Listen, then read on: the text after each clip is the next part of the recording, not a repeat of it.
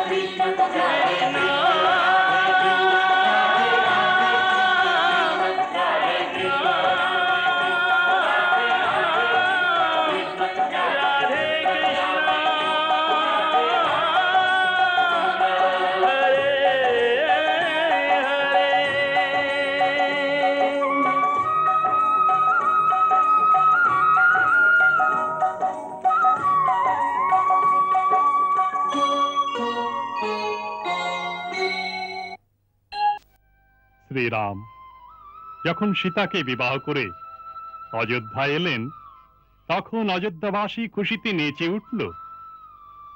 মহারাজ দশরথ জনতার আগ্রহে শ্রীরামকে যুবরাজ পদ প্রদান করে ওর রাজ্যাভিষেকের ঘোষণা করলেন।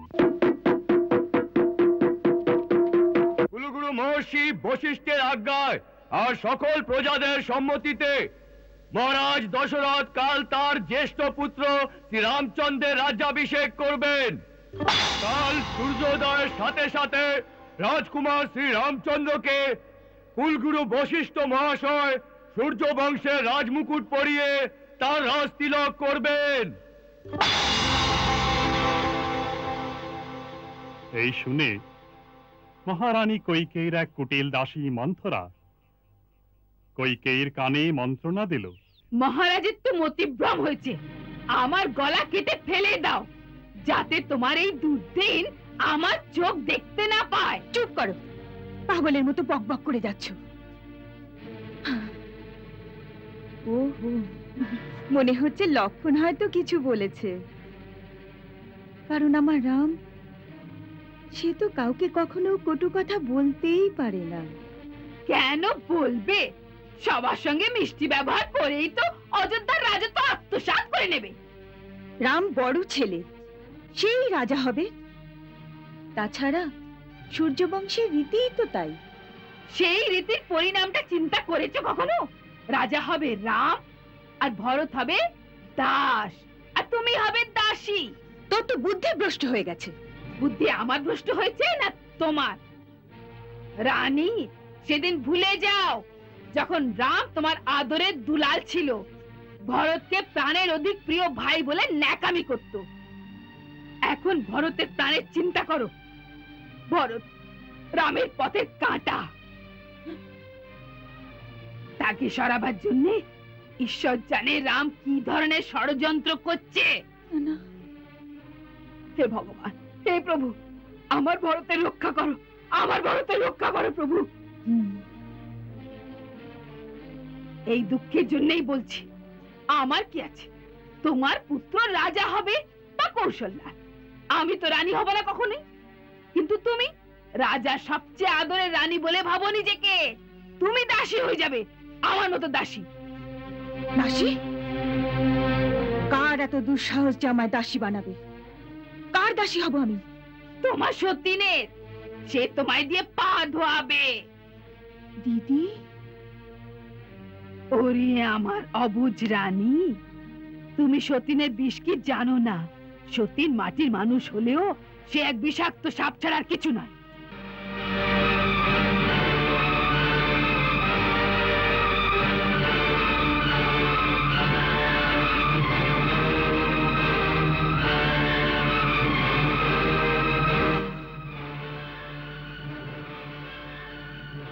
আমি কারো দাসী হব না। সতীনের দাসী হবার পূর্বে আমি বিষ পান করে মরে যাব। মরার কথা কেন চিন্তা করছো মূর্খ? জেতার কথা চিন্তা করো। এই চিন্তা করো যে সতীনের জিতে যাওয়া বাজি কি করে পাল্টে যায়। রামের জায়গায় তোমার পুত্র যেন রাজা হয়।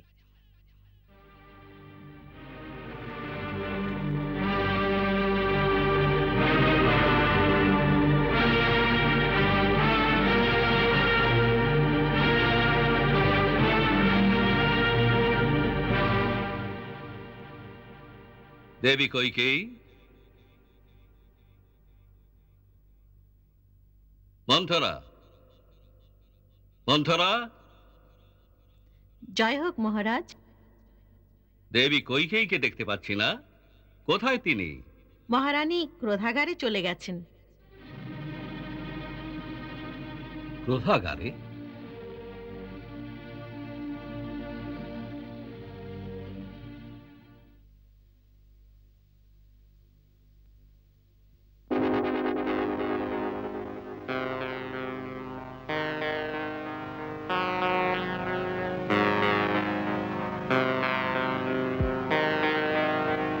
দেবী,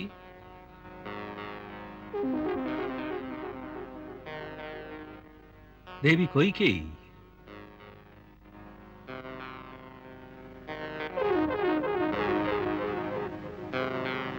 এ কি?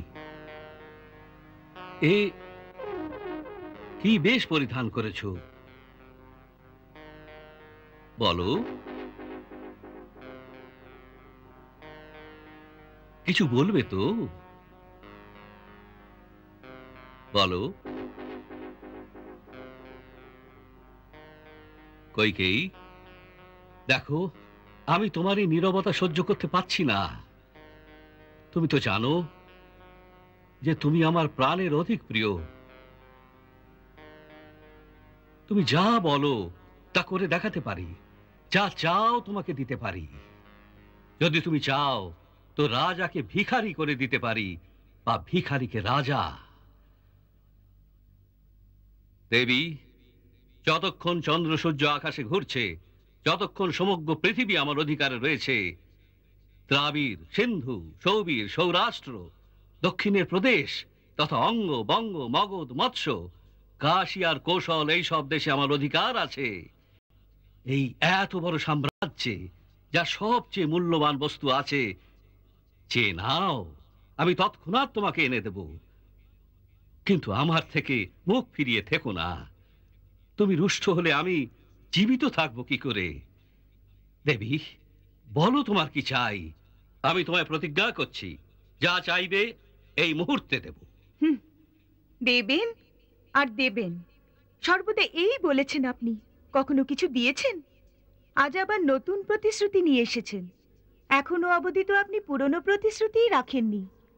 আমি নতুন প্রতিশ্রুতি নিয়ে কি করব? দেবী, কোন পুরনো প্রতিশ্রুতি রাখিনি? দেখেছেন, সেও বিস্তৃত হয়েছেন। মহারাজ, যখন দেবাসুর সংগ্রাম হয়েছিল, আপনি দেবরাজ ইন্দ্রকে সহায়তা করতে গিয়েছিলেন। অসুর সম্বরের সাথে ওখানে যে যুদ্ধ হয়েছিল, সে সময় আমি আপনার রথে সারথি হয়েছিলাম, মনে আছে? না তাও ভুলে গেছেন? হ্যাঁ হ্যাঁ, সব মনে আছে। এমন দক্ষতার সাথে তুমি যুদ্ধভূমিতে রথ চালিয়েছিলে, বড় বড় যোদ্ধারা স্তম্ভিত হয়ে গিয়েছিল।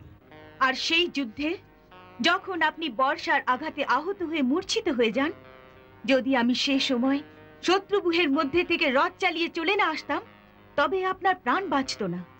মনে আছে, সব মনে আছে। সেদিন থেকে আমি আমার এই প্রাণ তোমারই দান বলে ভাবি। যখনই চাইবে তোমার পায়ে আমার প্রাণ ত্যাগ করতেও পারি। আপনার প্রাণ নিয়ে আমি কি করব? আমি তো কেবল এটুকু স্মরণ করিয়ে দিতে চাই যে সে সময় আপনি বলেছিলেন, প্রাণ প্রিয়ে, তুমি আমার প্রাণ রক্ষা করেছ, আমি তোমাকে দুটি বরদান করছি, বলো কি মনের স্বাদ তোমার? হ্যাঁ হ্যাঁ। কিন্তু আমি বলেছিলাম, মহারাজ, আমার এই দুটি বরদান আপনার কাছে গচ্ছিত স্বরূপ রেখে দিন, যখন আবশ্যকতা হবে তখন চেয়ে নেব। হ্যাঁ হ্যাঁ, আমার আজ কথা মনে হচ্ছে যে সে সময় আমি কার্পণ্য করেছিলাম। তুমি যে বীরত্ব দেখিয়েছিলে তার জন্য দুটি নয়, তোমায় 4টি বর দেওয়া উচিত ছিল। 4টি? মহারাজ, বলো। আপাতত যদি আপনি দুটি পূরণ করে দেন তো আমি বাধিত হই। কিন্তু তা পূরণ করতে অসুবিধে কোথায়? তুমি এখনই বলো, আমি প্রতিজ্ঞা করছি তুমি যা চাইবে তৎক্ষণাৎ তা পূরণ করা হবে। আমি প্রচুর শুনেছি এ ধরনের কথা, আর আমি আপনার মুখের কথায় বিশ্বাস রাখি না। দেবী, এই রঘুবংশের কথাতেও বিশ্বাস নেই? রঘুকুলের রীতি চলেছে সদাই, প্রাণ যায় তবু প্রতিজ্ঞা না যায়। মহারাজ, এই সব সোহাগ মাখানো কথার আর কোনো অর্থ নেই। দেখো, তুমি আমার প্রাণের চাইতেও বেশি প্রিয়। আমি তোমার নামে শপথ করছি। আমার নামে? হ্যাঁ। আমার চেয়েও প্রিয় অন্য কেউ তো আছে? হ্যাঁ, রাম। তো রামের নামে শপথ করছেন না কেন? রামের নামে? ঠিক আছে, তোমার জন্য আমি রামের নামেই শপথ নিচ্ছি যে যা চাইবে এই মুহূর্তেই দেব। দেবেন? হ্যাঁ হ্যাঁ, কিন্তু তার পূর্বে তোমায় আমার একটা কথা মানতে হবে। যে কি? প্রথমে ভয়ঙ্কর বেশ ত্যাগ করো, ক্রোধাগার থেকে বাইরে চলো, আর তোমার সেই মোহিনী রূপ আমাকে দেখাও, যা দেখলে আমার দশা তেমনি হয়ে যায় যেমন চন্দ্রকে দেখলে চকরের হয়। কিন্তু আপনি আমার পুরো বক্তব্য তো শুনুন। যেন এখন তো আমি রামের নামে শপথ করেছি। ওঠো, একবার সেই মোহিনী মূর্তির দর্শন করাও, তোমার দুটি বর তৎক্ষণাৎ পূরণ হয়ে যাবে। হুম।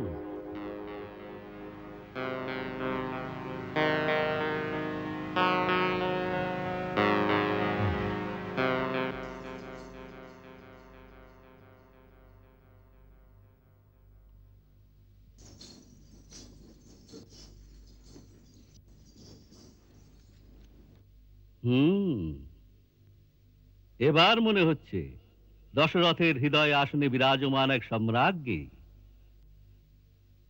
এসো, বসো আমার পাশে। শোনো, সারা নগরে কেমন হর্ষধ্বনি হচ্ছে, প্রজারা রামের রাজ্যাভিষেক পালন করছে।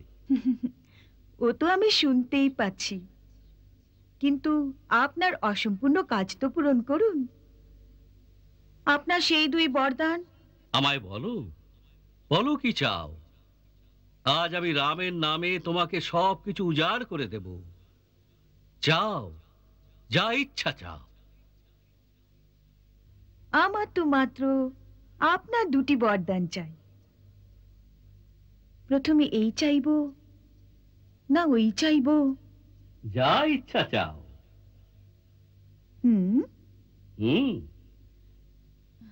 আপনিই বলুন।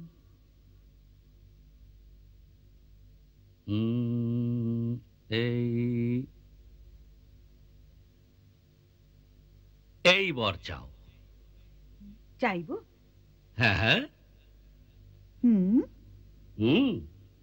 আমার এই বরদান চাই,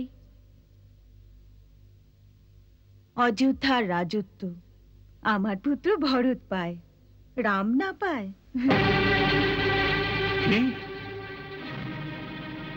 ভরত? হ্যাঁ মহারাজ, ভরত। আমার দ্বিতীয় বরদান রামের 14 বছরের জন্য বনবাস। রামের বনবাস?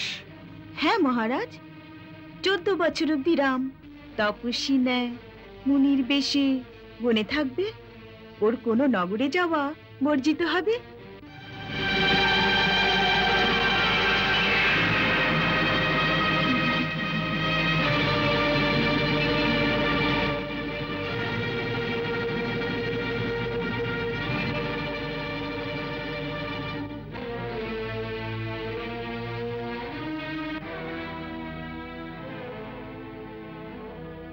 কইকেয়ী, তুমি জানো তুমি কি চাইছো? খুব ভালো করেই জানি মহারাজ আমি কি চাইছি। না না, এ কি করে সম্ভব হতে পারে? এমন বরদান কি সম্ভব? খুব উদারতার সঙ্গে, খুব সত্যবাদী হয়ে কি চিন্তা করে আপনি বলেছিলেন? চাও, কি চাইছো? যা ইচ্ছা চাও। কি ভেবেছিলেন আপনি? যে এই অবোধ কইকেই সামান্য অর্থ ভিক্ষা চাইবে? জানেন না আমি এক রাজার কন্যা, এক রাজার ধর্মপত্নী। এক রাজ্যের চেয়ে কম কি চাইতে পারি? এ কথা চিন্তা করেননি আপনি? চিন্তা করা উচিত ছিল, কিন্তু করিনি। এতে তোমার কোনো দোষ নেই, কারণ আমি তোমার আসল রূপকে চিনতে পারিনি। আমি যাকে এক হীরের হার মনে করে গলায় জড়িয়ে বেরিয়েছিলাম, সে এক নাগিনী। মহারাজ, আপনি তো স্ত্রীদের মতো কটূক্তি করছেন। কেমন বীর পুরুষ আপনি! আমার তো আপনার জন্য হাসি পাচ্ছে। তুমি কি হাসবে? হাসবে তো সারা সংসার আমাকে দেখে রানী। যখন লোকে বলবে এই বৃদ্ধ স্ত্রীর মোহমায়া এমন অন্ধ হয়ে গেছে যে রামের ন্যায় ধর্মপ্রাণ পুত্রকে বনবাসে পাঠিয়েছে, তাদের কি উত্তর দেব? কইকেয়ী, তুমি আমারে কি করলে? আমারে কি করলে? নারী তো দেবীর রূপ, কিন্তু তুমি আমার কুলের নাশ করতে এসেছো। হে ভগবান, এমন নারীকে বিশ্বাস কেন করেছিলাম?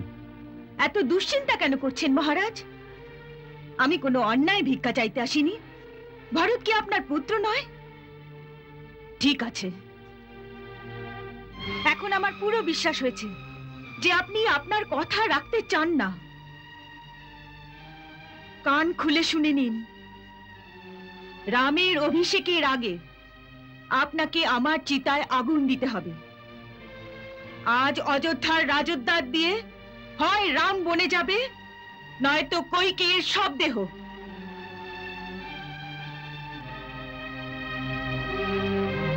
আমি আজই রামকে বনবাসে যেতে দেখতে চাই। রানী,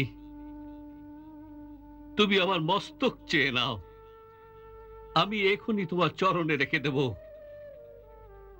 কিন্তু রামের বিরহে তুমি আমাকে মেরো না, তুমি আমাকে মেরো না রানী। মহারাজ, রাম যদি এতই প্রিয় ছিল তবে ওর নামে শপথ নিয়ে আমাকে প্রতিশ্রুতি দেওয়ার কি প্রয়োজন ছিল? বড় উদার হয়ে, দানবীর হয়ে কোন মুখে বলেছিলেন? বলো বলো কইকেয়ী, যা চাও আমি দেব।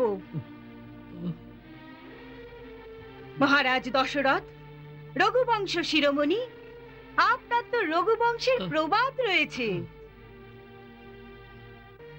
প্রাণ যায় তবু প্রতিজ্ঞা না যায়।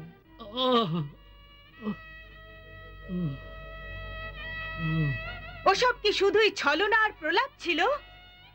অর্থহীন কথা ছিল? ওসব প্রলাপ ছিল, মিথ্যা ছিল, না আপনার রচিত কোনো ছল ছিল? উত্তর দিন।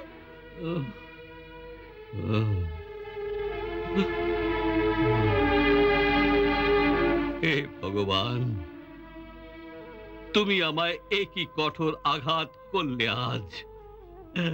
এখন আমি রামের কাছে কোন মুখে যাব? কি করে বলবো কে যে রাম, তুমি এই রাজ্যের অধিকারী নও আর? হায় রাম, রাম।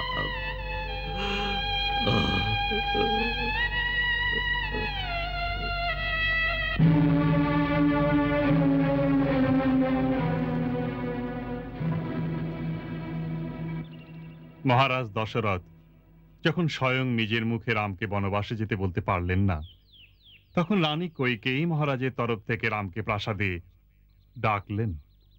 পিতৃদেব, আপনার আজ্ঞানুসারে সেবক রাম আপনার সেবায় উপস্থিত হয়েছে।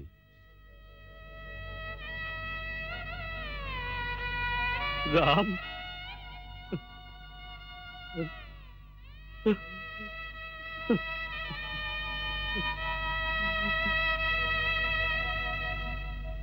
মাতা, আপনি আমায় মহারাজের দুঃখের কারণ বলুন, আর এও বলুন তার নিবারণ কি করে সম্ভব। যদি তুমি চাও তো এই রোগের নিবারণ হতে পারে।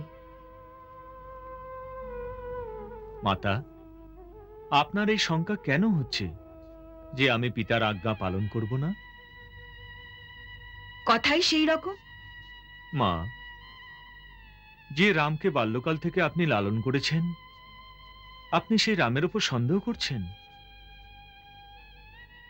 আমি নিশ্চয়ই কোনো গুরুতর অপরাধ করেছি, যার জন্যে আমার পিতা আমার সঙ্গে কথা বলছেন না। আমার মাতা আমার উপর সন্দেহ করছেন। না, এ তো জানি আমি যে তুমি সত্যবচন থেকে টলবার লোক নও, কিন্তু কিন্তু কি মা? আপনি কেবল ইঙ্গিত করুন, আমি আমার চর্ম দিয়ে আপনার পাদুকা করিয়ে দিচ্ছি। পিতার ন্যায় আপনারও অতই অধিকার আছে আমার ওপর। তাই যদি উনি না বলেন, তবে ওনার হয়ে আপনিই বলুন, আমি কি করলে আপনি সন্তুষ্ট হবেন? তুমি বলছো যখন আমি বলছি।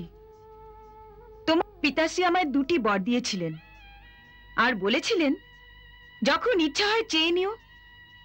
আজ আমি আমার সেই 2টি বর চেয়েছি।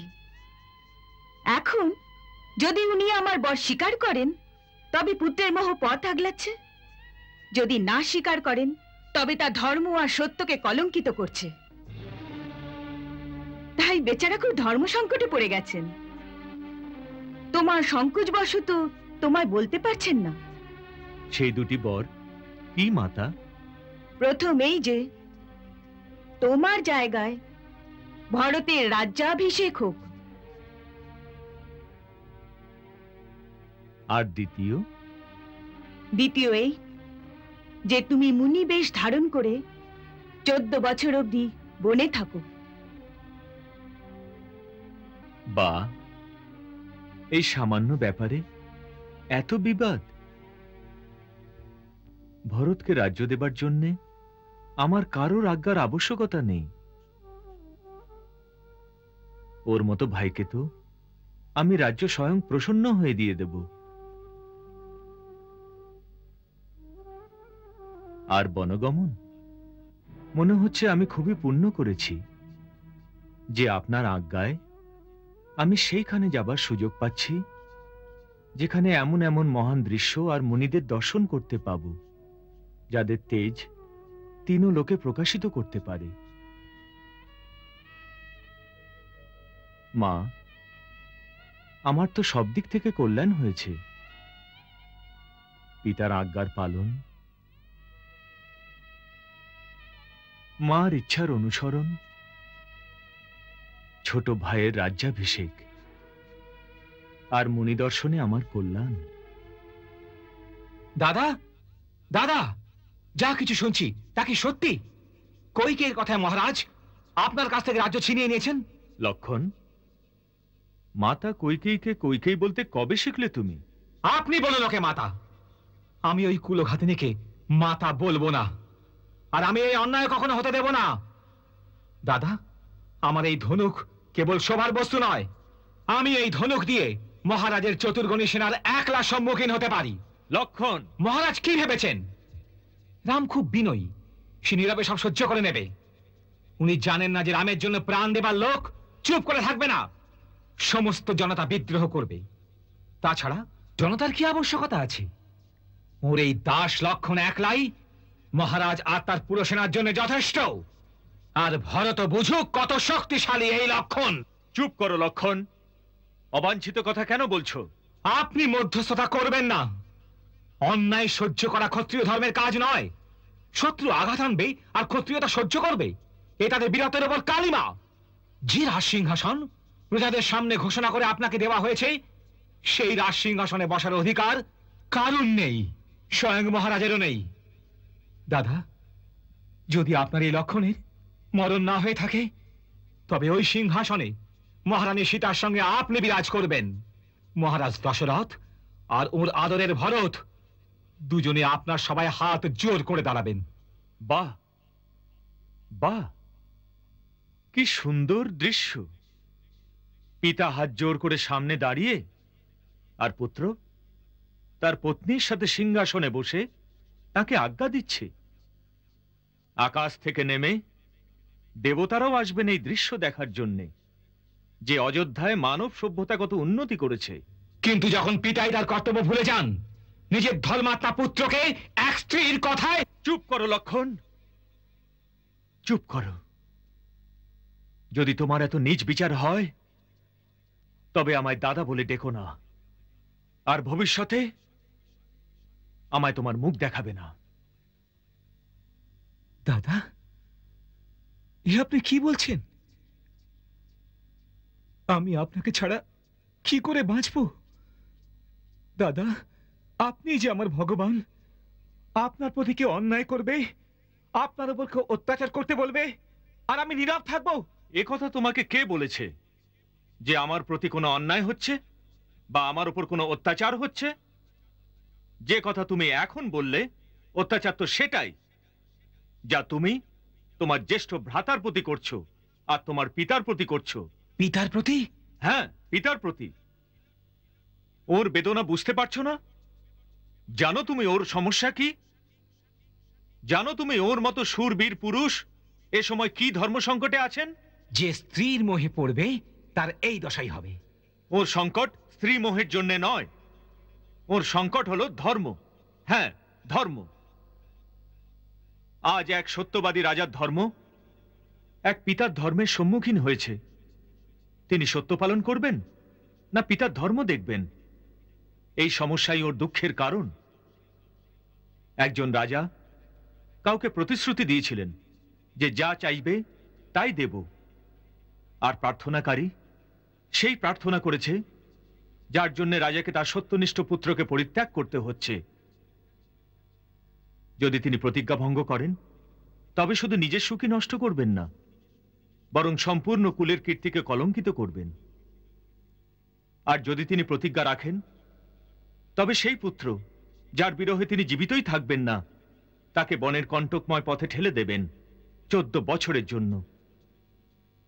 লক্ষণ, তুমি ওর বেদনা কেন বুঝতে পারছো না? ওর অবস্থা আজ এক আহত সিংহের ন্যায় এক শিকারীর জালে ধরা পড়েছে। আর এমন অসহায় সিংহকে তুমি তোমার তীর চালানোর বীরত্ব দেখাতে চাইছো? ধিক ধিক সেই বীরত্বকে। এ হেন সত্যনিষ্ঠ পিতার সম্বন্ধে এ হেন আচরণ করে তুমি পাপ করেছো, যার প্রায়শ্চিত্ত আমাদের সবার করা উচিত। আমাদের সবার করা উচিত। ওর যদি নিজের চিন্তা না থাকতো তবে আজ উনি এত দুঃখী হতেন না।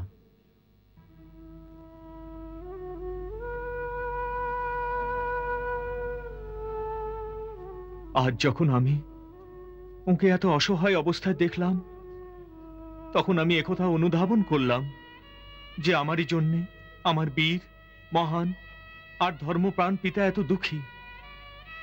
আমি আমার কর্তব্য সুনিশ্চিত করতে এক মুহূর্ত দেরি করিনি, কারণ পুত্র হওয়ার দরুন আমার একটি কর্তব্য আছে যে আমি সেই কাজই করব যাতে ওর সত্য, ওর ধর্ম, ওর প্রতিজ্ঞার কোনো ক্ষতি না হয়, বরং ওর কীর্তি বাড়ে, ওর যশহানি না হয়। লক্ষণ, পিতৃদেবের মতন পিতা লোকে বড় ভাগ্য করলে পায়, কিন্তু যদি কারোর পিতা দুরাচারীও হয়, যদি সমাজ তাকে পরিত্যাগও করে, তবু পুত্রের ধর্ম হলো যেন সে তার পিতাকে ভগবানের ন্যায় পূজা করে, কারণ পিতা মনুষ্যের প্রাণদাতা হন। লক্ষণ, যে পিতাকে ভক্তি করে না, দেবতা তো কি, স্বয়ং ভগবানও তার পূজার অর্ঘ্য গ্রহণ করেন না। সংসারে এমন বহু অদ্ভুত ব্যাপার ঘটতে থাকে যা মনুষ্য বুঝতে পারে না। অকস্মাৎ একদিন ভূকম্পন হয় যা মনুষ্যের জীবন ওলট পালট করে দেয়। এই অবস্থায় অন্য কাউকে দোষ দেওয়া উচিত নয়। তাকে দৈব মনে করে, নিজের ভবিতব্য মনে করে স্বীকার করে নেওয়া উচিত। আর যা কিছু ঘটছে তা নিয়তির জন্যই ঘটছে।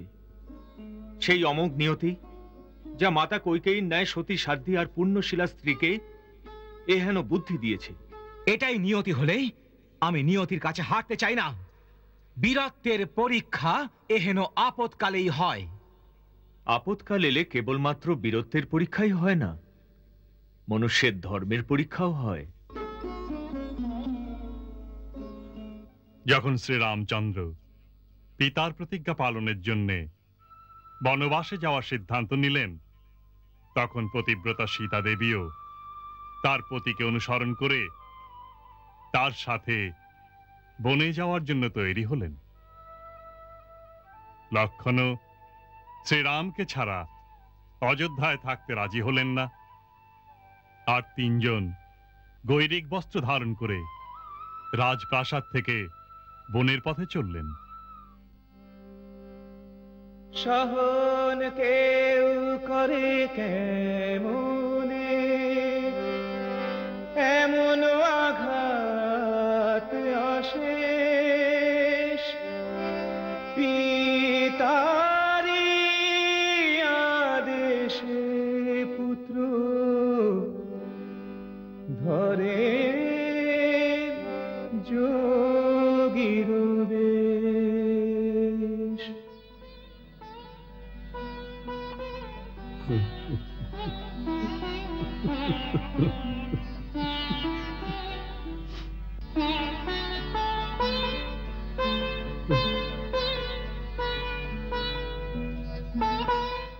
পিতা পরমেশ্বর, আমাদের আশীর্বাদ করে বিদায় দিন। আশীর্বাদ করার মতো অধিকার আর নেই দশরথের। এমন পিতা না কোনো কালে হয়েছে, আর না হবে। আপনি শোক করবেন না পিতা।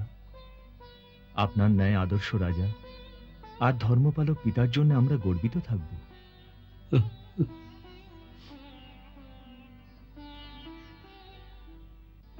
যাত্রার পূর্বে একটি নিবেদন আছে আপনার শ্রীচরণে। আমার মাতা দেবী কৌশল্যা আমার বনবাসে যাওয়ায় অত্যন্ত ব্যথিত। ওকে ধৈর্য ধরতে বলবেন, ওর প্রতি দৃষ্টি রাখবেন আর ওর প্রতি কৃপা বজায় রাখবেন।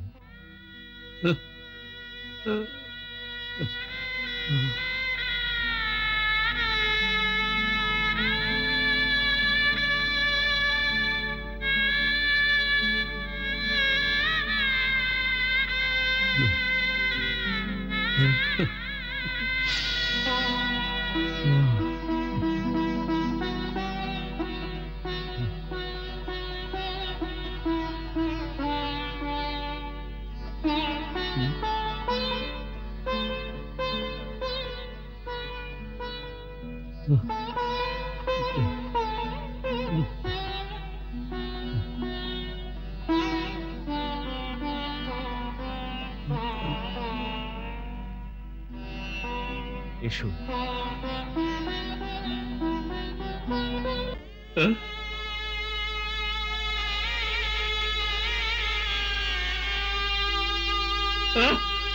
আমার রাম যাচ্ছে, আমার রাম চলে যাচ্ছে, আমার রামকে থামাও, আমার রামকে থামাও, আমার রামকে থামাও, আমার রাম চলে যাচ্ছে, আমার রাম, শ্রীরামচন্দ্রের মহারাজ, শ্রীরামচন্দ্রের মহারাজ, শ্রীরামচন্দ্রের আমার রাম যাচ্ছে, আমার রাম, আমার রামকে থামাও, আমার রামকে থামাও, রাম, রাম, আমার রামকে থামাও, আমার রামকে থামাও, রাম, রাম, রাম, রাম, আমার রামকে থামাও, আমার রামকে থামাও, আমার রামকে থামাও, রাম, আমার রাম, স্বামী, আমার রাম, স্বামী, আমার রাম, স্বামী এ কি করছেন স্বামী? চলে যাও, মহারাজা, মহারাজ আপনি এ কি করছেন মহারাজ? চলে যাও আমার সামনে থেকে, কলঙ্কিনী। আজ এই মুহূর্তে আমি তোকে পরিত্যাগ করলাম। আমি সবার সামনে ঘোষণা করছি যে বিবাহের সময় আমি পবিত্র অগ্নির সামনে যে কথা দিয়েছিলাম সব সমাপ্ত হয়ে গেছে। এরপর এই লোকে আর পরলোকেও তোমার আমার কোনো সম্পর্ক থাকবে না। আজ থেকে তুমি নিজেকে বিধবা মনে করো, বিধবা। যেও না গো, যেও না গো, যেও না গো, হে রাম যোদ্ধা, ছেড়ে চলে যেও না গো, থেমে যাও, থেমে যাও, থেমে যাও, হে নাথ মোরা, মিনতি করি শোনো না গো।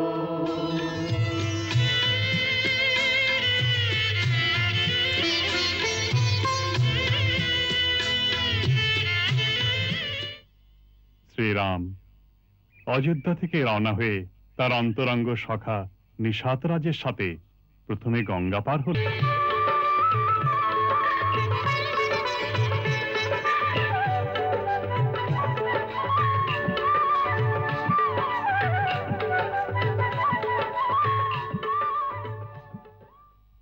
তারপর প্রয়াগরাজ্যে মহর্ষি ভরদ্বাজের দর্শন করলেন।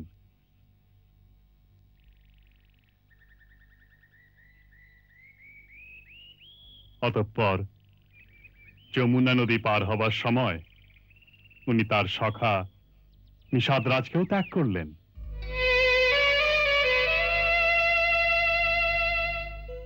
কোটিনি গহন বেনুর ভেলা দাঁড় হাতে লক্ষ্য বিশাল গভীর বন পথ যে নির্জন না কোনো সঙ্গী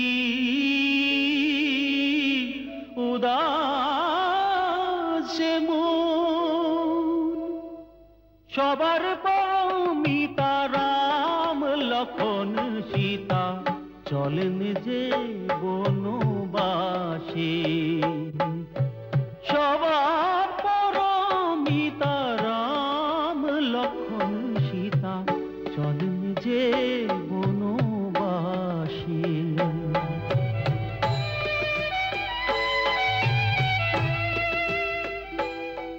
শ্রীরামের চলে যাবার পর তার পিতা মহারাজ দশরথ পুত্রের বিয়োগে আপন প্রাণ ত্যাগ করলেন। রাম, রাম, রাম, রাম, রাম, রাম, কৌশল্যা, কৌশল্যা, কৌশল্যা, মহারাজ, স্বামী, তুমি তুমি কোথায় দেবী? তুমি কোথায়? এখানে। কৌশল্যা, তুমি তুমি তুমি আমাকে স্পর্শ করো। আমি তোমাকে নিজের চোখে দেখতে চাই। তুমি আমাকে স্পর্শ করো কৌশল্যা, আমাকে স্পর্শ করো। আমি আপনার পাশেই আছি স্বামী। আমার শেষ সময় এসে গেছে কৌশল্যা। শুনেছি মৃত্যু পথযাত্রী নাকি কিছু দেখতে পায় না। এমন অশুভ কথা বলবেন না স্বামী, দয়া করে শান্ত হন। সুমন্ত্র কি বলেছিলেন? যদি আপনি এইভাবে অনুতাপ করেন তাহলে রাম মনে দুঃখ পাবে। গুরুদেব ঠিকই বলেছিলেন, রাজার ক্রন্দন করা উচিত নয় স্বামী, ক্রন্দন করা উচিত নয়। রাজার ক্রন্দন করা উচিত নয়, কিন্তু এমন তো কোনো বিধান নেই যে রাজার মরা উচিত নয়। আপনি ধৈর্য ধরলে আমরাও জীবিত থাকবো। কিন্তু আমি তো আর জীবিত থাকবো না রানী। এমন অশুভ কথা আর আমাদের বলবেন না স্বামী, আমাদের আর বলবেন না। কর্মফলকে কে বদলাতে পারে দেবী? যে যেমন কাজ করবে তার ফল তাকে ভোগ করতেই হবে। যে যত বড় প্রতাপশালী হোক, তার শক্তি, তার সমস্ত সৈন্যবল কর্মফল ভোগ করা থেকে তাকে কখনো বাঁচাতে পারে না। এটাই তো বিধির বিধান। কর্ম সবচেয়ে বড় সত্য, তার সামনে সবাইকে নতশির হতে হয়। ওই ওই অন্ধমুনিবর আমাকে ঠিকই শাপ দিয়েছিলেন। তুই একটি তীরে 3টি হত্যা করেছিস। আমার পুত্র মারা গেছে। হে ভগবান!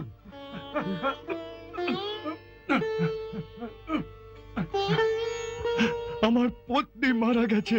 আমি আসছি শ্রবণ, শ্রবণ আমি আসছি।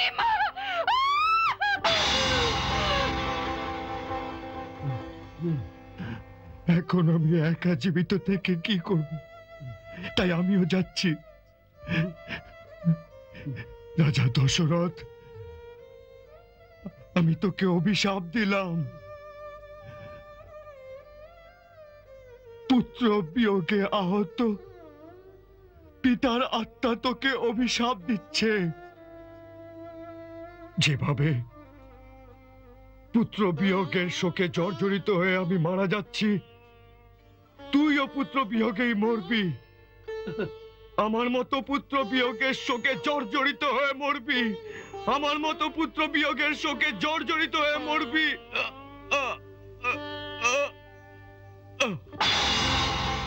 ওই দেখো, ওই যে মুনি আমাকে শাপ দিচ্ছেন, আমাকে শাপ দিচ্ছেন, আমাকে শাপ দিচ্ছেন। যেভাবে আমি পুত্র বিয়োগের শোকে জর্জরিত হয়ে মারা যাচ্ছি, তুইও পুত্র বিয়োগে মারা যাবি। পুত্র বিয়োগের শোকে জর্জরিত হয়ে মারা যাবি। পুত্র বিয়োগের শোকে জর্জরিত হয়ে মারা যাবি। পুত্র বিয়োগের শোকে জর্জরিত হয়ে মারা যাবি। পুত্র বিয়োগে মরবি।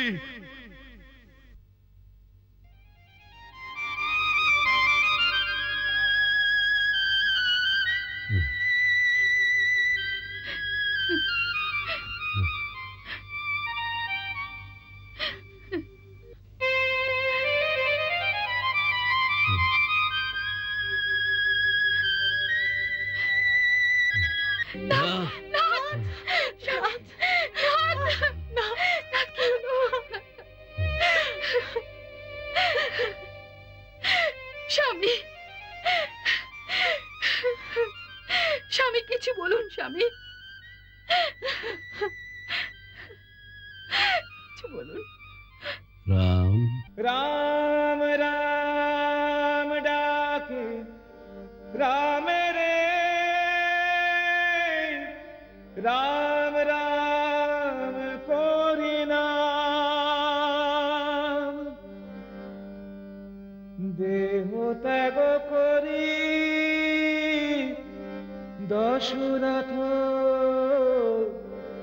চলি গেলেন সুরধা।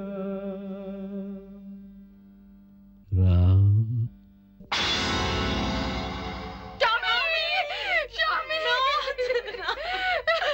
ভগবান শ্রীরাম যে অবতার ধারণ করলেন তার দুটি মুখ্য প্রয়োজন ছিল। প্রথমেই যে তিনি মানব জাতির মর্যাদাকে এমন এক উচ্চ শিখরে স্থাপনা করতে চেয়েছিলেন যা যুগ যুগ ধরে মানব জাতিকে প্রেম, বলিদান আর সভ্যতার পথে চলতে শেখায়, যা এই শিক্ষা দেয় যে কোনো অবস্থায় আপন ধর্ম পালন করা উচিত আর দুঃখের কাছে হার মেনে আপন কর্তব্যকে যেন ভুলে না যায়। এই মানবের আসল ধর্ম। কথার এই অবধি ওনার এই প্রয়োজনই সিদ্ধ হয়েছে, যার কারণ তাকে মর্যাদা পুরুষোত্তম রাম বলা হয়। এখন আমি রাম অবতারের দ্বিতীয় এবং মুখ্য প্রয়োজন অর্থাৎ রাবণ এবং তার অসুরদের নাশের কথা সংক্ষেপে তোমাদের শোনাচ্ছি। যখন শ্রীরাম বনবাসে ছিলেন তখন একদিন রাবণের ভগ্নী রাক্ষসী শূর্পণখা বনের মধ্যে তাদের দেখল, আর দেখা মাত্রেই তার রূপে মোহিত হয়ে গেল। রাক্ষসী মায়ায় সে নিজেকে এক রূপবতী নারীতে পরিণত করল। তারপর শ্রীরামের সম্মুখে এসে সে তার কাছে বিবাহের প্রস্তাব দিল। শ্রীরাম যখন এই প্রস্তাব অস্বীকার করে বললেন যে তার বিবাহ সীতার সাথে সম্পন্ন হয়েছে, তখন সে রাক্ষসী ক্রোধিত হয়ে উঠল। তোমরা দুই ভাই আমার বিবাহ প্রস্তাব প্রত্যাখ্যান করেছো এই সাধারণ স্ত্রীর জন্য? আমি এই মুহূর্তে নিশ্চিহ্ন করে দেব। তোমাদের সামনে ওকে এখনই ভক্ষণ করব।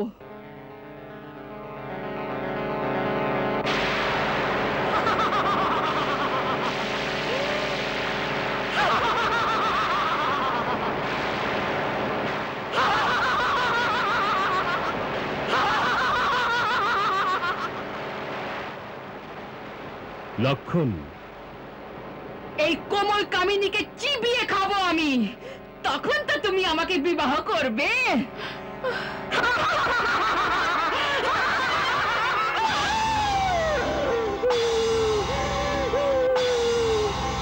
কি করলি? এত সাহস! আমি যদি দণ্ডকারণ্যে তোমাদের চিতা না জ্বালিয়ে দিই তো আমার নাম শূর্পণখা নয়, আমি রাবণের ভগিনী নই, খরদূষণ আমার ভাই নয়। তখন শূর্পণখা তার ভ্রাতা লঙ্কার মহারাজ রাবণের দরবারে গিয়ে কাঁদতে লাগলো।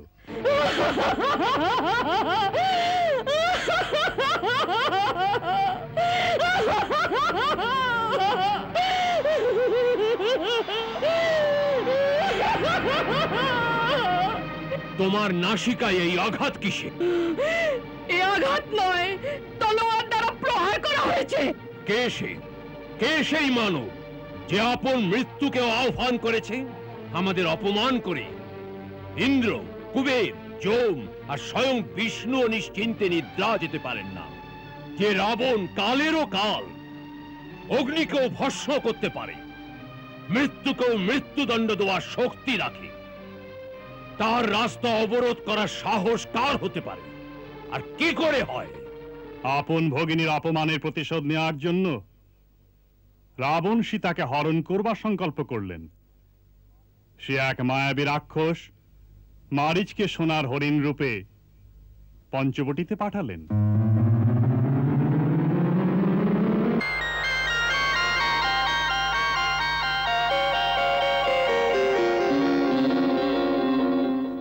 এক অদ্ভুত হরিণকে দেখে শ্রীরাম সীতার কথা মতো সেই হরিণকে মারতে তাকে অনুসরণ করলেন।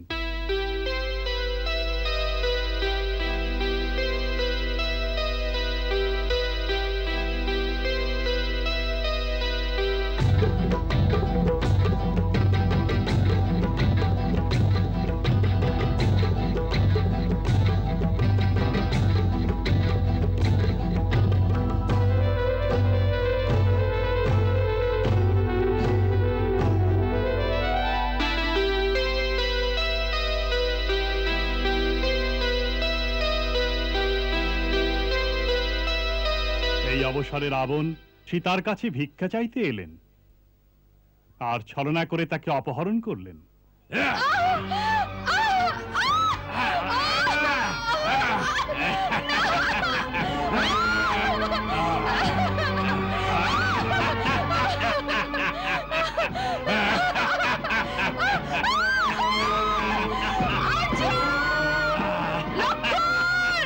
রাবণের হাত থেকে কেউ তোমাকে রক্ষা করতে পারবে না।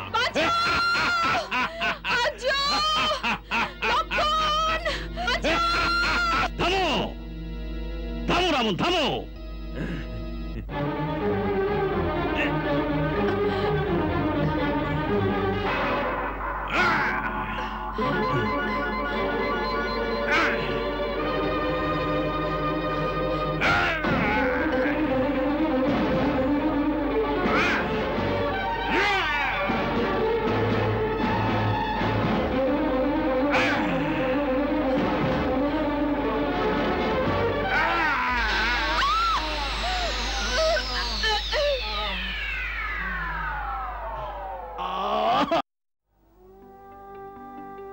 সীতা, সীতা ওঠেন।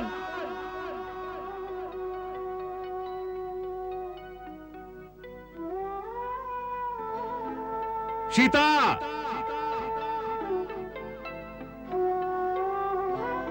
সীতা, সীতা। হেরি সীতা বিহীন আশ্রম নির্জন, রঘুবরের মন হলো চাটন।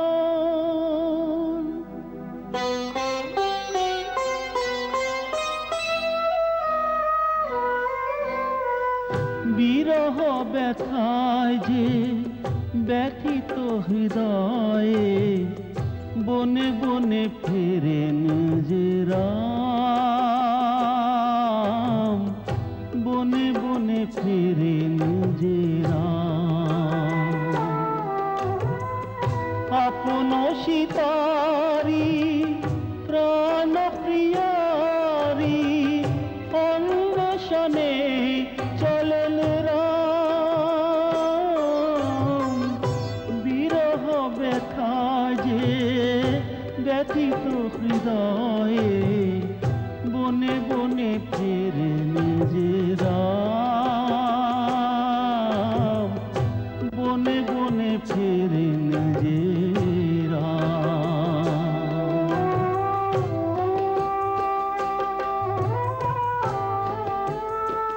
রাম, রাম,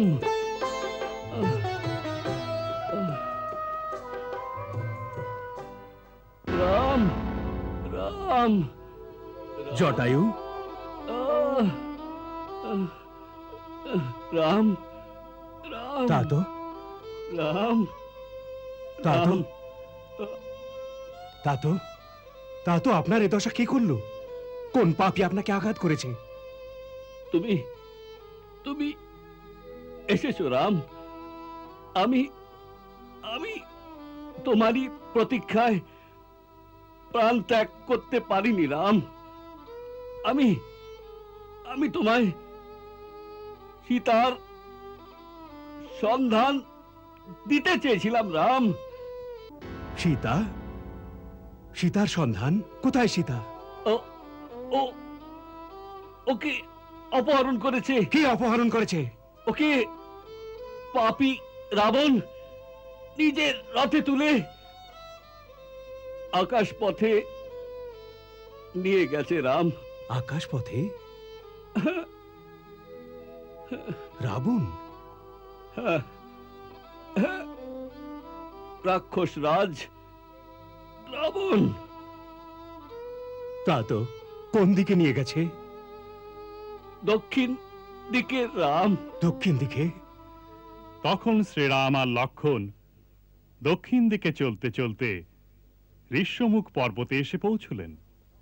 সেখানে ওদের সাক্ষাৎ পরম ভক্ত হনুমানের সঙ্গে হলো। শ্রী হনুমান ওদের নিজের কাঁধে বসিয়ে পর্বতের চূড়ায় নিয়ে গেলেন। এমন ভক্ত কোথায় কোথায় জগতে এমন ভগবান, এমন ভক্ত কোথায় কোথায় জগতে এমন ভগবান। স্কন্ধপর যে প্রভুরে বসায় চলেন বীর হনুমান। ও স্কন্ধপর যে প্রভুরে বসায় চলেন বীর হনুমান। সেখানে অগ্নিকে সাক্ষী রেখে শ্রীরাম বানররাজ সুগ্রীবের সঙ্গে মিত্রতার শপথ নিলেন।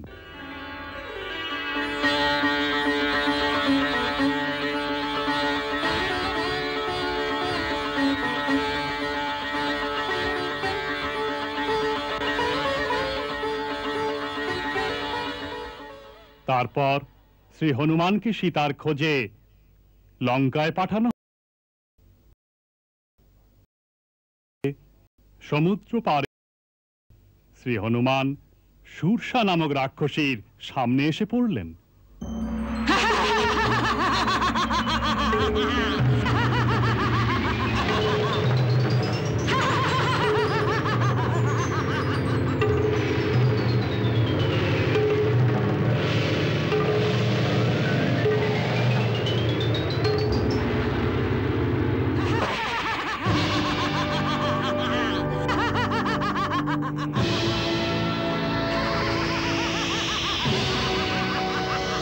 আমার পথ অবরোধ করে কে তুমি? আমি শূর্ষা। কি চাও তুমি? ভোজন। আজ দেবতারা তোমাকে আমার আহার করে পাঠিয়েছেন, আমি আজ তোমাকে ভক্ষণ করে তৃপ্ত হব। কিন্তু মাতা, এ সময় আমার প্রথম ধর্ম আমার প্রভু শ্রীরামের কার্য সম্পাদন। সেই জন্যেই প্রথমে লঙ্কায় গিয়ে সীতা মাতার খোঁজ করব। ওকে খুঁজে বার করে শ্রীরাম প্রভুর সন্দেশ ওকে প্রদান করব, আর সীতা মাতার সমাচার শ্রীরাম প্রভুকে পৌঁছে দেব। এই কার্য সম্পাদন হওয়ার পরে আমি স্বয়ং তোমার আহারের জন্যে এখানে পৌঁছব। আমি তোমার এই মিথ্যা প্রবচনে আদৌ বলছি না। আমায় ব্রহ্মা বরদান দিয়েছেন, যে যে মার্গে আমি দাঁড়িয়ে থাকবো সেখানে কেউই আমাকে সরিয়ে আগে যেতে পারবে না। সেই জন্যে তোকে আমার মুখগহ্বরে প্রবেশ করতেই হবে। যদি সেখান থেকে বেরিয়ে যেতে পারো তখন দেখা যাবে। উত্তম কথা মাতা, মুখ খোলো, আমি আস।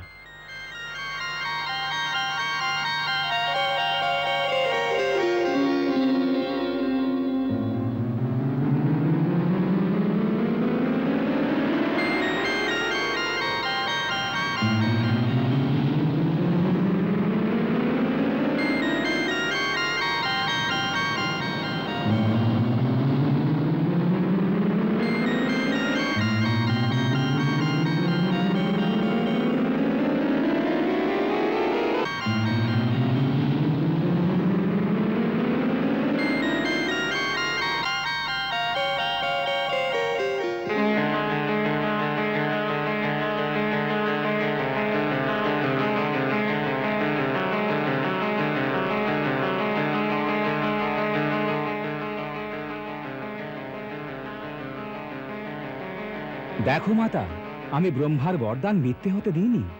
মুখগহ্বরে প্রবেশ করে বেরিয়ে এসেছি।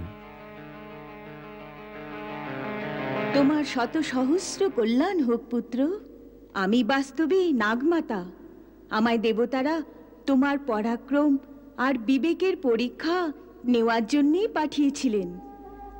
আজ তুমি পরীক্ষায় উত্তীর্ণ হয়েছ।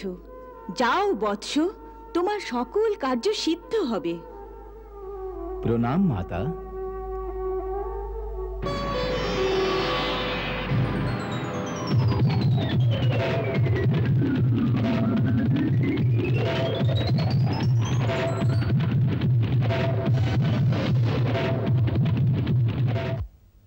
লঙ্কায় পৌঁছে শ্রী হনুমান সীতা মাতাকে চিহ্ন স্বরূপ শ্রীরামের অঙ্গুরীও প্রদান করলেন। এই মুদ্রিকা যা প্রভু প্রতীক স্বরূপ পাঠিয়েছেন, এটা দেখুন। এটা মায়াবী মুদ্রিকা নয়, এ হলো সেই যা গঙ্গার তীরে কেবটকে দেবার জন্য আপনি শ্রীরাম প্রভুকে নিজের হাতে দিয়েছিলেন।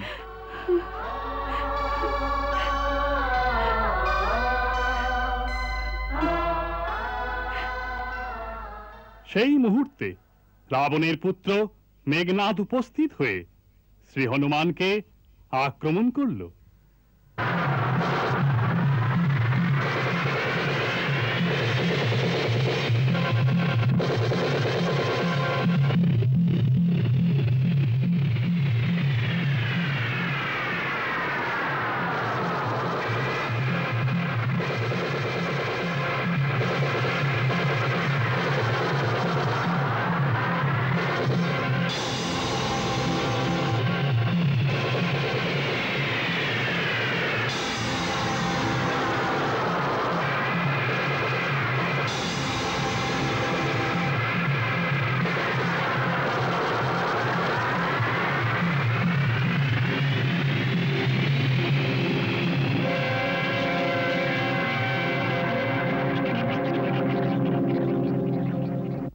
সেই যুদ্ধে মেঘনাদ শ্রী হনুমানকে বিম্ব ফাঁসে আবদ্ধ করল।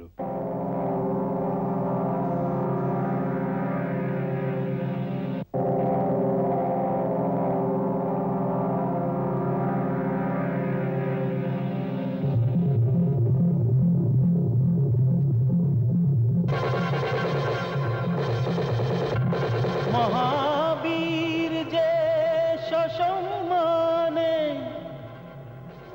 রাখলেন ব্রহ্মারি মান, ব্রহ্ম অস্ত্রতে সংবিত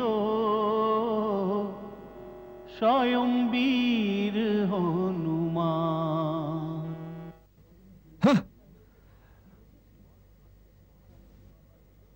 এই মর্কটকে মহারাজের দরবারে পৌঁছে দাও। আমি বায়ু দেবতার ঔরস পুত্র হনুমান। আমায় না ভগবান বিষ্ণু পাঠিয়েছেন আর না ইন্দ্রাদি দেবতারা। আমি তিন লোকের প্রভু, অসীম তেজস্বী, রঘুকুল শিরোমণি ভগবান শ্রী রামের দূত।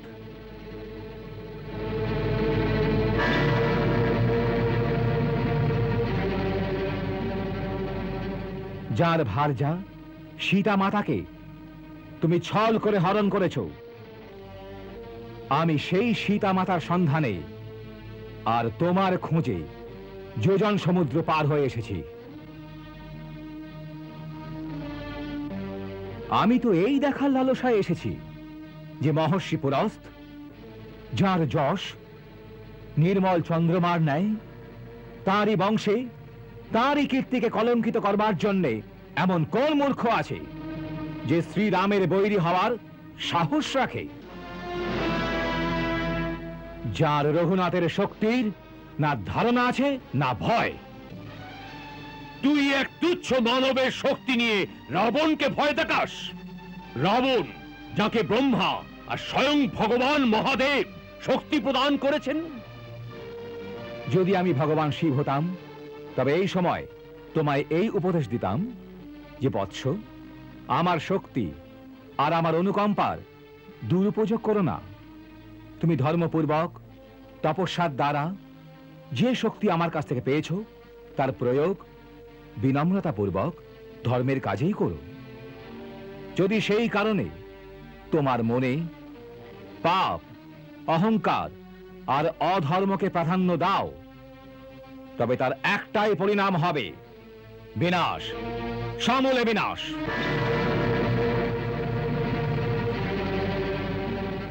অতএব সেই পথ পরিত্যাগ করে শ্রীরামের শরণাপন্ন হও।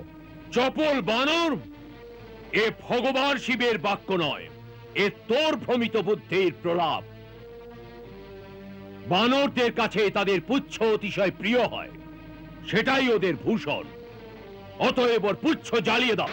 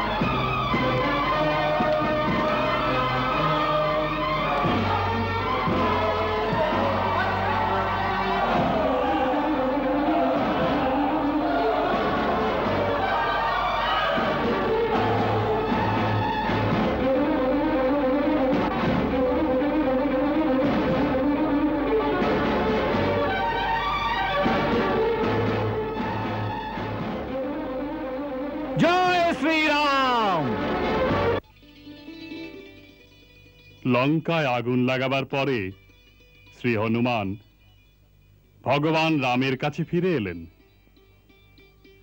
এবং সীতার সন্ধান পাবার পর শ্রীরাম সুগ্রীবের বানর সেনাকে সঙ্গে নিয়ে লঙ্কার দিকে অগ্রসর হল।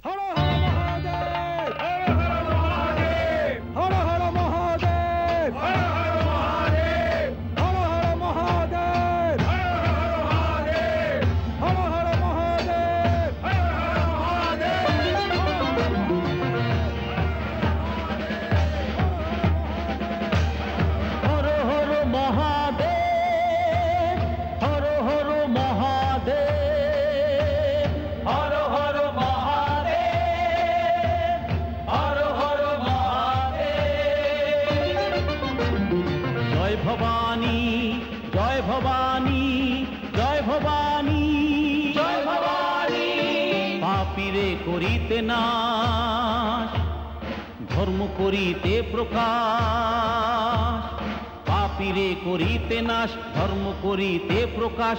রঘুবরের সেনা চলে, রঘুবরের সেনা চলে, রঘুবরের সেনা চলে, রঘুবরের সেনা চলে। হর হর মহাদেব, হর হর মহাদেব, হর হর মহাদেব, হর হর মহাদেব। পরে রামেশ্বরমে পৌঁছে শ্রীরাম ভগবান শঙ্করের পুজোয় বসলেন। লিঙ্গ স্থাপি করি পূজা বিধি আচার, শিব সমান প্রিয় কেউ নাই ধরণীতে আর।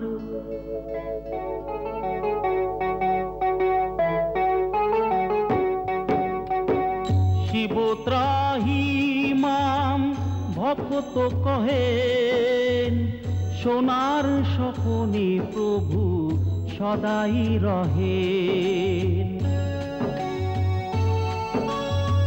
শঙ্কর বিমুখ চাহেন মোর ভকতি, দাও মোরে বিজয়ীর বরা ভয়ে শপতি।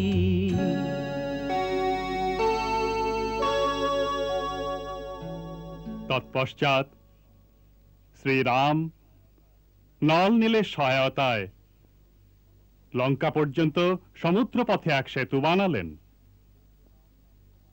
এ তো রাম নামের মায়া ছিল যে বানর সেনা যে পাথর খণ্ডে শ্রীরামের নাম লিখে সমুদ্রে নিক্ষেপ করত তা ডুবত না।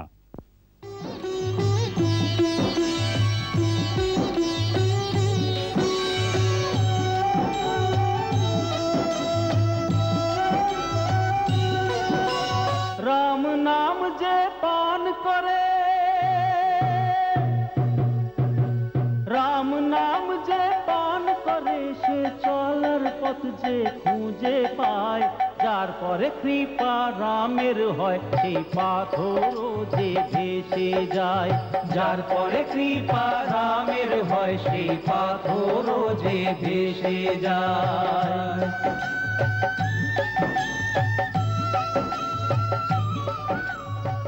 অবশেষে শ্রীরামের বানর সেনা সমুদ্র লঙ্ঘন করে সারা লঙ্কা ঘিরে ফেলল।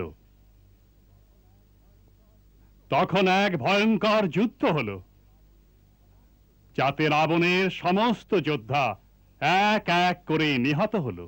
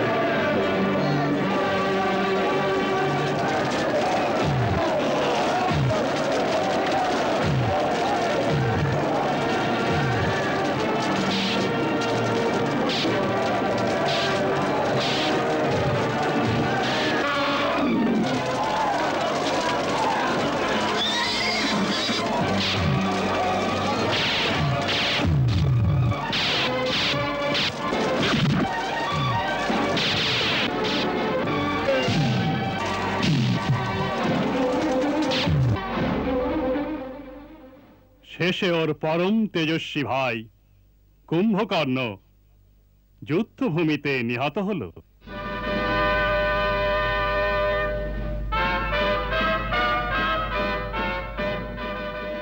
দীর্ঘায়ু হও কুম্ভকর্ণ, আমার ভাই। আজ রাক্ষস জাতির সম্মান তোমার হাতে। তোমায় রাবণের অপমানের প্রতিশোধ নিতে হবে রামকে মেরে।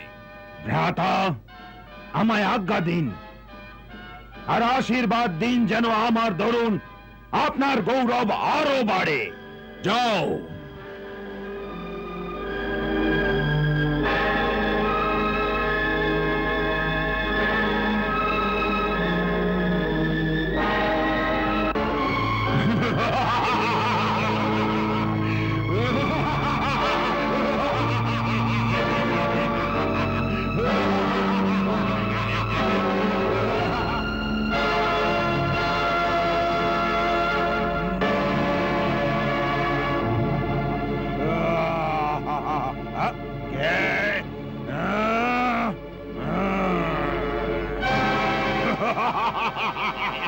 তাহলে তুমিও এসে গেছো, অতি উত্তম।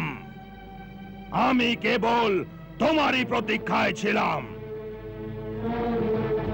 তোমার অদৃষ্ট তোমাকে স্বয়ং পরিচালনা করে মৃত্যুর দেবতার সম্মুখে নিয়ে এসেছে। আমি মৃত্যুর দেবতাকে সাক্ষাৎ দেখতে পাচ্ছি, যিনি এই প্রতীক্ষায় রত যে আমার বাণে তোমার মস্তক ছিন্ন হতেই তিনি তোমার প্রাণ সঙ্গে নিয়ে জমালয়ে প্রস্থান করবেন। তার নির্ণয় এই মুহূর্তে হয়ে যাবে যে কে জমপুরিতে যাবে।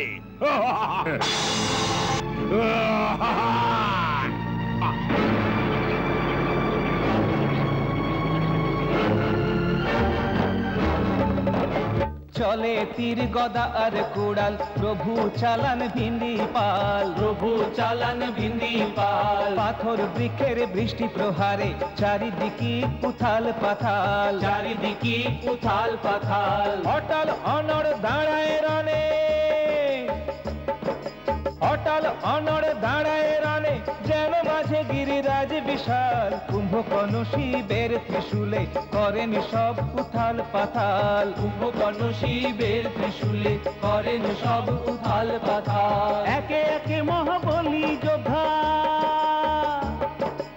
একে একে মহাবলী যোদ্ধা ধীরে ধীরে মানে যে হার।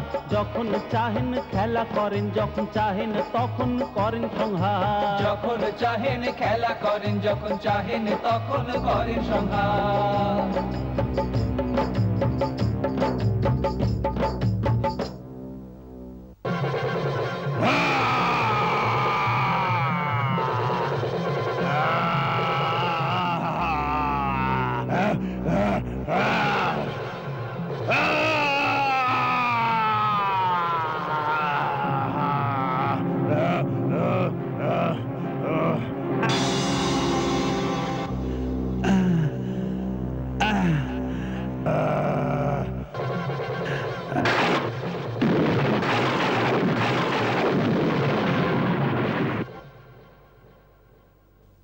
রাবণের পরম বীর পুত্র মেঘনাদও যুদ্ধে নিহত হল।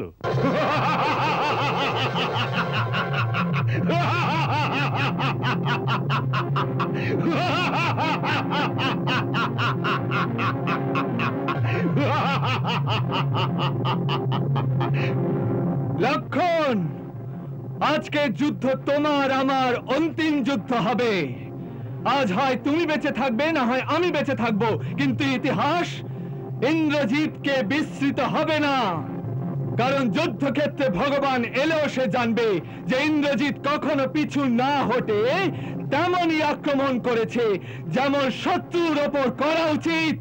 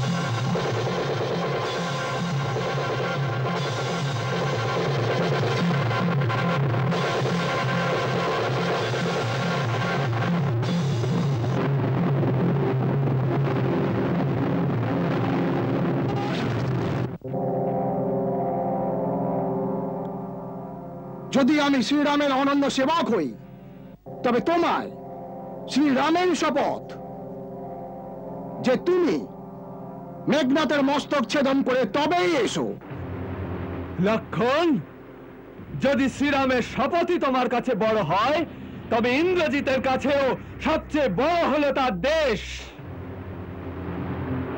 ইন্দ্রজিতের জীবিতকালে এই দেশে শত্রুর বিজয় পতাকা কখনো প্রথিত হবে না, কখনো না, কখনো না, কখনো না, কখনো না, কখনো না, কখনো না।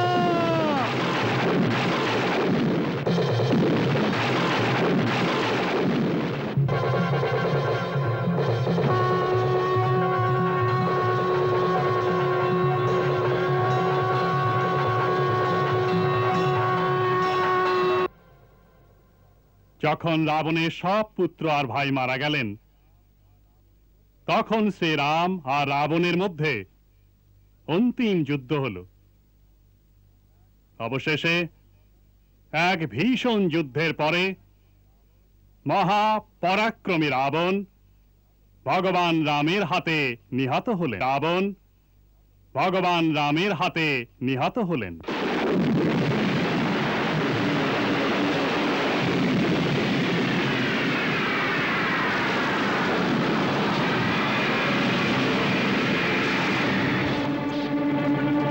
শোনো তপস্বী, এখনো পর্যন্ত যে যোদ্ধারা মৃত, আমি তাদের সবার ঊর্ধ্বে। আমার নাম রাবণ।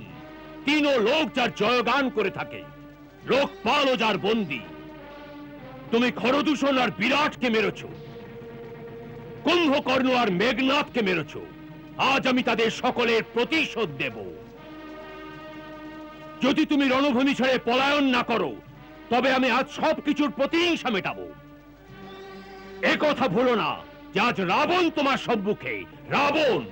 নীচ নিশাচর, অসহায় স্ত্রীর ওপর বীরত্ব দেখাও কাপুরুষ। তুমি নিজেকে বীর প্রতিপন্ন করছো? ধর্মের মর্যাদা ভঙ্গকারী পাপী, তোমার এই সমস্ত পাপের দণ্ড আজ তুমি অবশ্যই পাবে। দণ্ড দেওয়া যেন রাজারই শোভা পায়, কোনো ভিখারির নয়। এই নে প্রথম দণ্ড, এই নে তোর দণ্ড।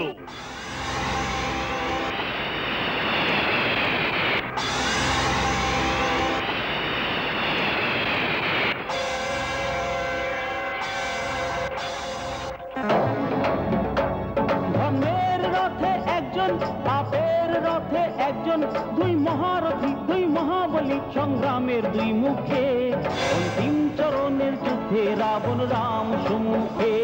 অন্তিম চরণের যুদ্ধে রাবণ রাম সম্মুখে। অন্তিম চরণের যুদ্ধে রাবণ রাম সম্মুখে।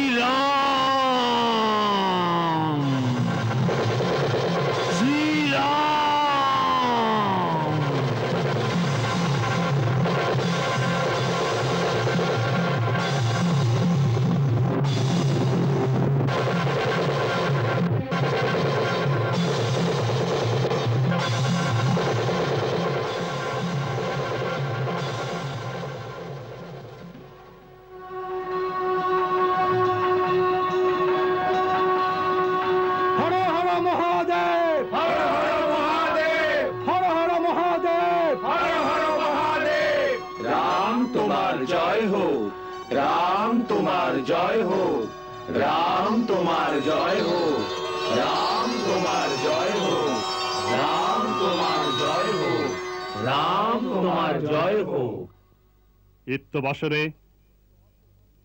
বনবাসের 14 বছর পূর্ণ হল,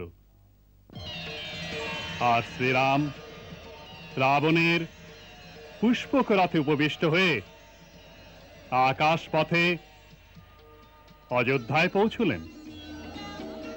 তার অযোধ্যায় ফিরে আসায় কেবল অযোধ্যাবাসীই নয়, বরং 3 লোক উল্লসিত হল।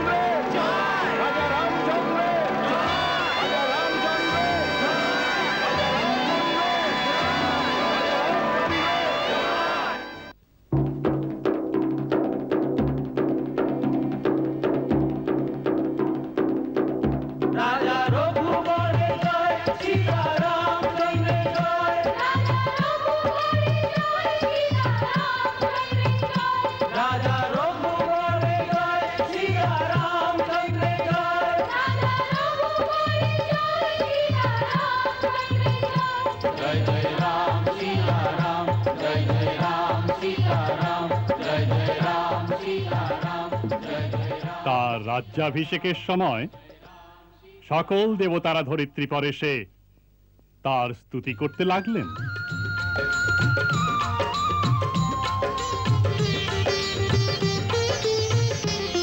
সারা জগৎ রামেরই সভা, সারা জগৎ রামেরই সভা, 3 লোকে রামেরই প্রভা, 3 লোকে রামেরই প্রভা, সবার প্রতিপালক সবারই যে আধার, সারা জগৎ রামেরই সভা, সারা জগৎ রামেরই সভা।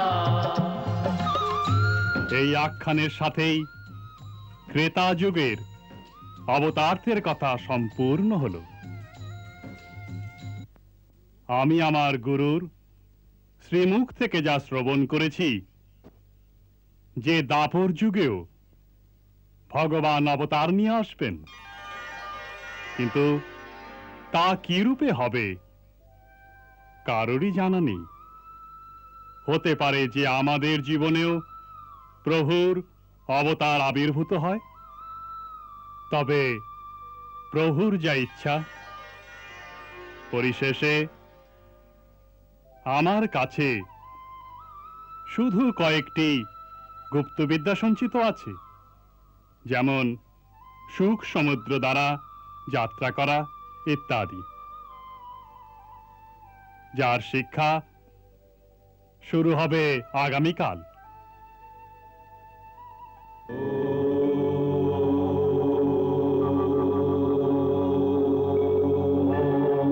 কৃষ্ণ